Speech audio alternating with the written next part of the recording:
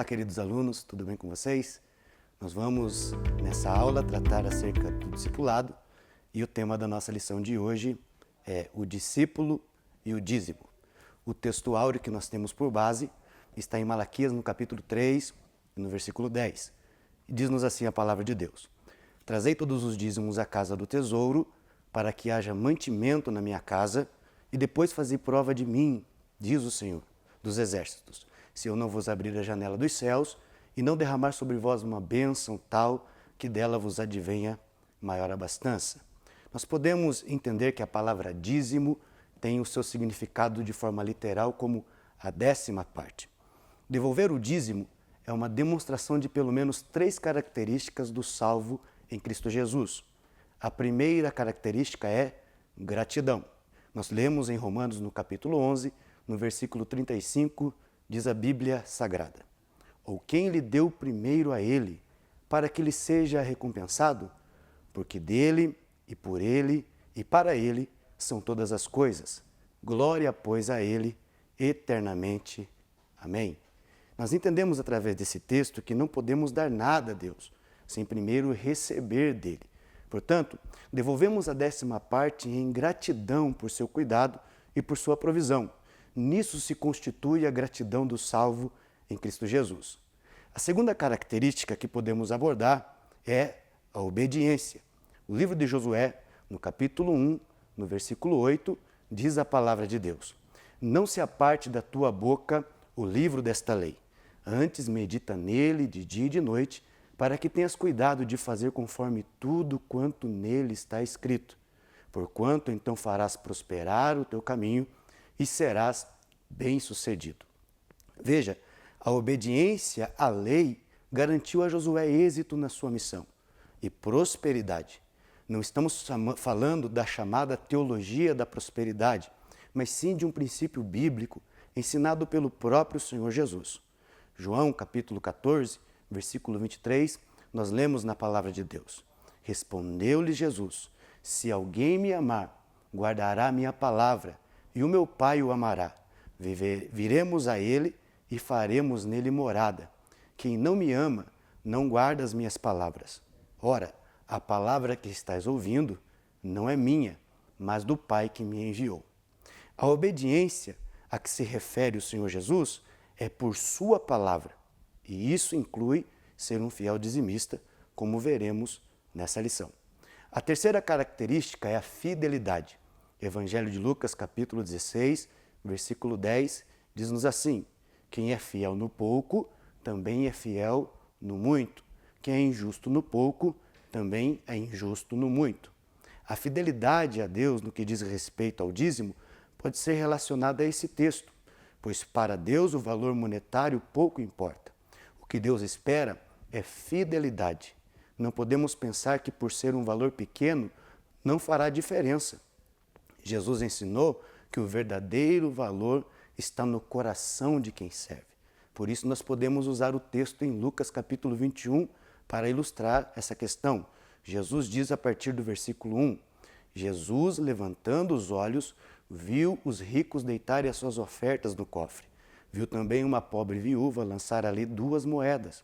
E disse: Em verdade vos digo que esta pobre viúva deu mais do que todos, porque todos aqueles deram daquilo que lhe sobrava, mas esta da sua pobreza deu tudo o que tinha para o seu sustento.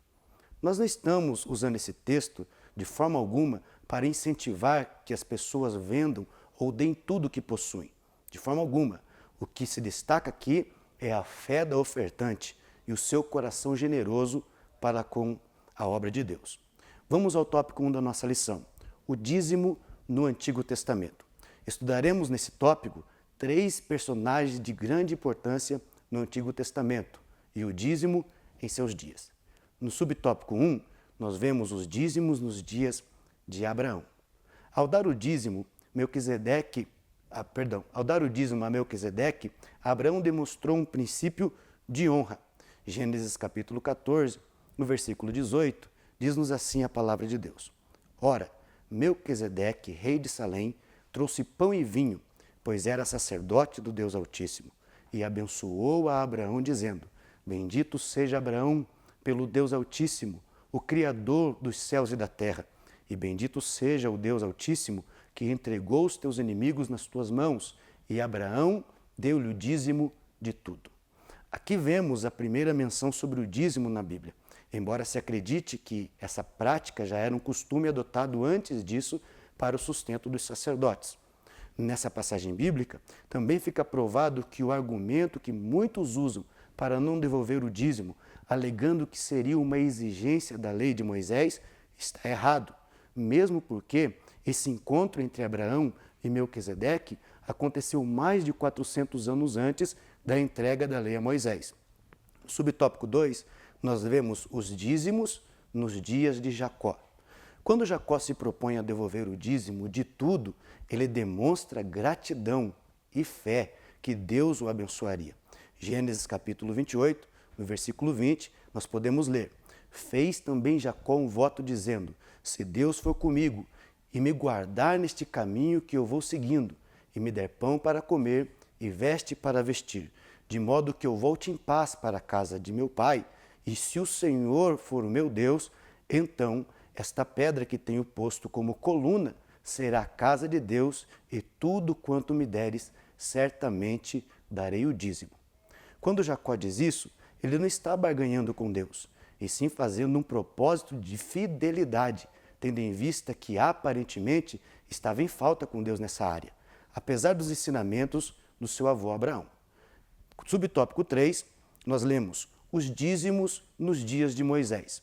Nessa época, o dízimo tem um papel muito importante na vida religiosa do povo, pois era usado na manutenção da casa de Deus, e era o tabernáculo e também para o sustento da tribo dos levitas, que fora separada por Deus para ministrar e cuidar de tudo concernente ao culto e ao templo. Por isso lemos em Levíticos capítulo 27, versículo 30.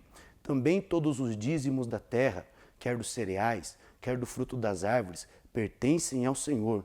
Santos são ao Senhor. Versículo 31. Se alguém quiser remir uma parte dos seus dízimos, acrescentar-lhe-á a quinta parte. Versículo 32.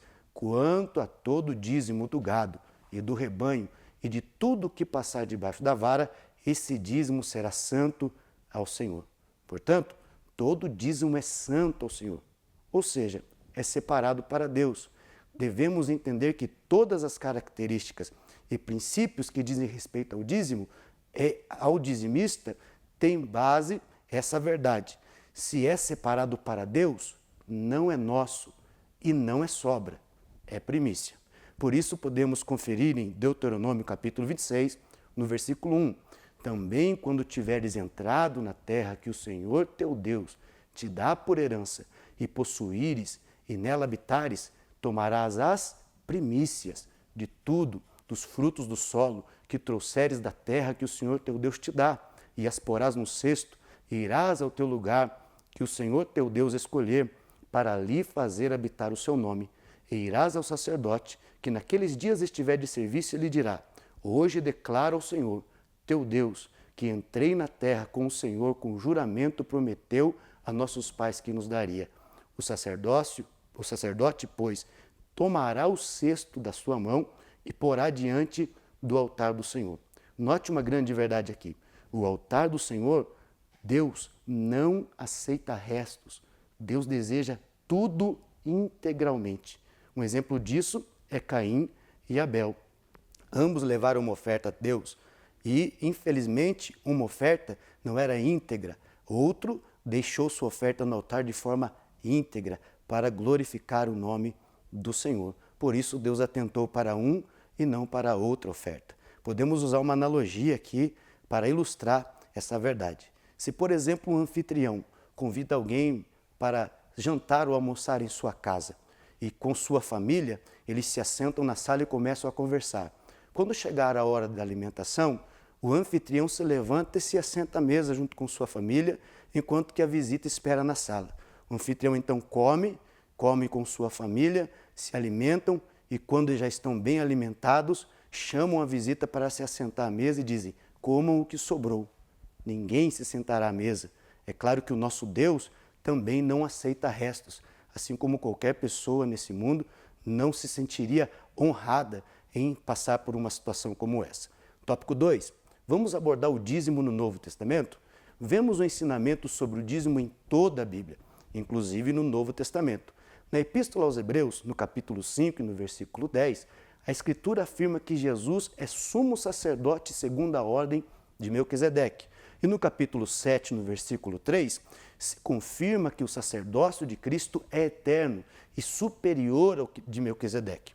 Portanto, devolver o dízimo é uma forma de reconhecer essa superioridade e a perfeição do sacerdócio do Senhor Jesus.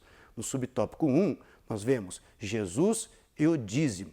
O Senhor Jesus falou sobre o dízimo.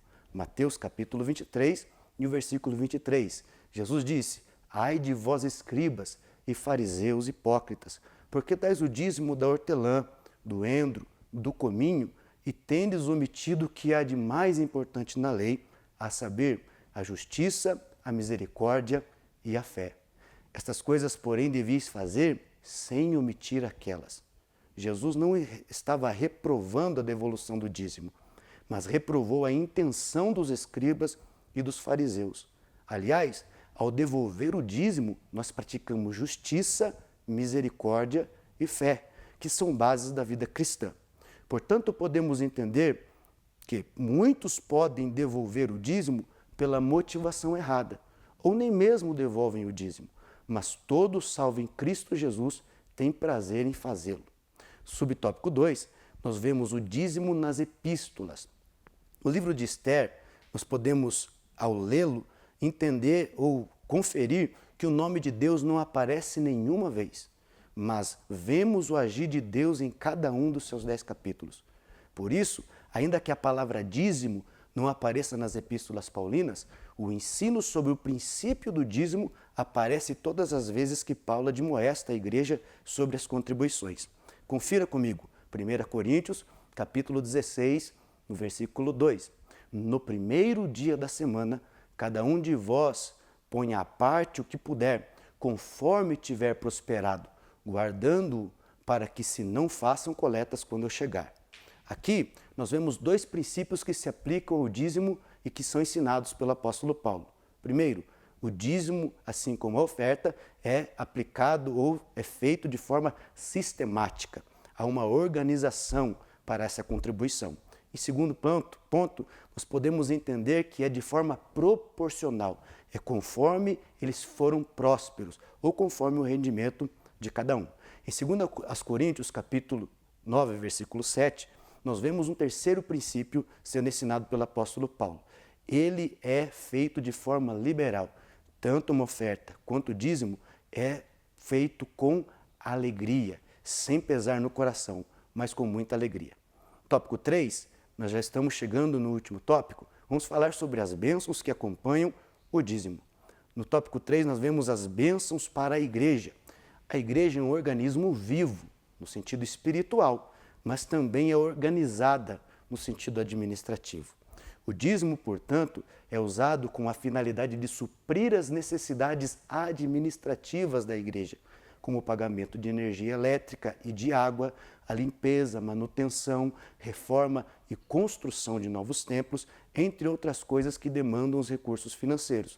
Assim, como em nossos lares temos despesas e temos que saná-las, a igreja não é diferente. Por isso, tenhamos em mente que, ao ser dizimistas, contribuímos para que as portas do templo e suas respectivas atividades continuem até a vinda do nosso Senhor Jesus Cristo. No subtópico 2 do tópico 3, nós vemos as bênçãos para quem devolve o dízimo. O texto bíblico de Malaquias, no capítulo 3 e no versículo 10, é uma declaração da reciprocidade divina em resposta à fidelidade humana. Veja que Deus não diz para fazer prova caso ele não abençoe. Portanto, analisando o versículo de forma correta, entendemos que a bênção divina vem de forma natural sobre a vida do dizimista fiel. Claro que isso não nos isentará das aflições que decorrem dessa vida e nem mesmo da nossa má administração, por exemplo, com os recursos que Deus nos proporciona. Portanto, a mesma fé que temos ao dizimar deve ser manifestada nas horas difíceis, como essa, por exemplo, que estamos passando nesse momento. Então, meu querido irmão, minha querida irmã, creia que Deus te abençoará, pois ao ser dizimista, você, primeiro, é parte ativa da obra de Deus. Segundo, torna-se um exemplo para os demais crentes, como o apóstolo Paulo aconselhou a Timóteo ser exemplo dos fiéis. Também você contribui para agilizar a propagação do Evangelho. Vamos à conclusão? Ser dizimista é reconhecer o senhorio de Deus. Consequentemente, é ser grato a Ele, sendo fiel e sabendo que tudo vem dele. É uma atitude de fé, gratidão e obediência. Devemos devolver o dízimo com alegria, entendendo a sua aplicação na igreja e as bênçãos que decorrem sobre a vida daquele que é fiel, em nome de Jesus Cristo. Que Deus te abençoe em nome de Jesus.